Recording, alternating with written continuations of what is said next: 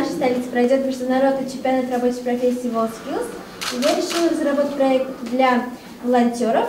Проект называется «Креативные сумочки в народных традициях». Все наши сумочки необычные, они в форме в виде матрешки и разных национальностей. Все сумки практичны.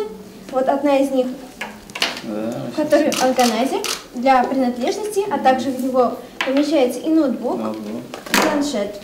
Михаил Сергеев исемендәге Нурлат гимназиясында Рөстәм Миңнеханов мәктәптә оештырылган түгәрәкләрдә шөгыльләнүче балалар иҗаты белән танышудан башлады. Күлмәкләр тегү, сумкалар дизайны, робот техникасы, гимназия укучылары республика башлыгына үз сәләтләрен күрсәтте. Стало доброй традицией в республике проводить очень нужную, очень необходимую, своевременную акцию «Помоги собраться в школу» в преддверии начала учебного сезона. И в нашем районе это также мероприятие набирает с каждым годом все больше и больше обороты. Дети должны все достойно быть подготовлены к школе. И поэтому вот такая акция, она очень востребованная, очень нужная. Огромные слова благодарности всем тем структурам, предпринимателям, которые принимают активное участие в этой акции. Мы очень много обращаем внимание на систему образования. Идет ремонт садиков, школ, значит, строительство новых школ, оснащение их самым современным оборудованием, строительство ресурсных центров. Тот капитал, те знания, навыки, которые мы можем заложить нашему подрастающему поколению, это будет вот самым большим богатством нашей республики, вашего района, нашей страны. Татарстан президенты 20 булачак беренче сыйныф укучысына мәктәп портфельләре тапшырды.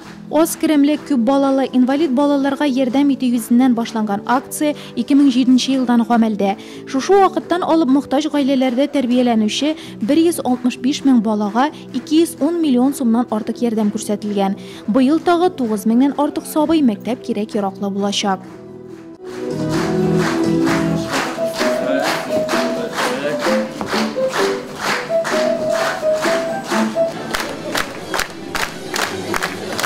Нурлатта быел республика программалары буенча күп объектлар сафка басар дип көтелә. Берәүләре капиталь ремонтланса, икенчеләре ир-яңадан төзелә. Футбол стадионы шуларның берсе.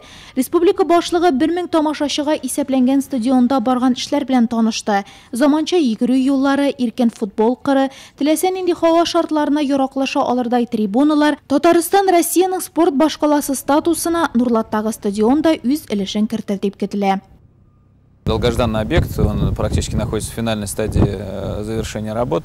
Күптән көтелгән объект бу. Эшләр тәмамлануга бара. Бу стадионны белем көненә 1 сентябрьгә куллануга тапшырырга уйлыйбыз. Матур килеп чыкты, компактлы. Биредә төрле ярышлар үткәреп булачак. Бу җирле республика ярышлары да.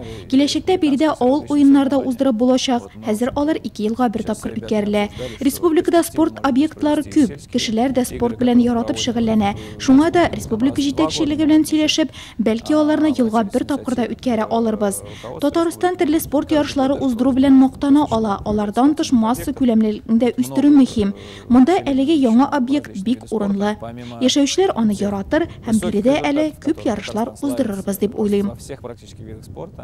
Киләчәктә стадион үзе генә түгел, аның территориясе дә танымаслык булып үзгәрәчәк. Президент ярдәмчесе Наталья Фишман 2018 елга Нурлат шәһәрендә уңайлы шәһәр мохиты формалаштыру һәм иҗтимагый киңлекләрне үстерү проектын тәкъдир итте. Футбол матчларында, эстафеталар һәм спорт ярышлары да алда әле. Тик бүгеннән үк инде яшь спорт сөючеләр булачак стадионга сөенә. Без бу стадионны бик озак көттек, но без монда якын гына яшибез, шуңа күрә без монда гына җөрергә булабыз. Аннары монда, дорожкалар ясаганнар, яңа газон һәм эскәмияләр бар. Безгә бу стадион бик ошый.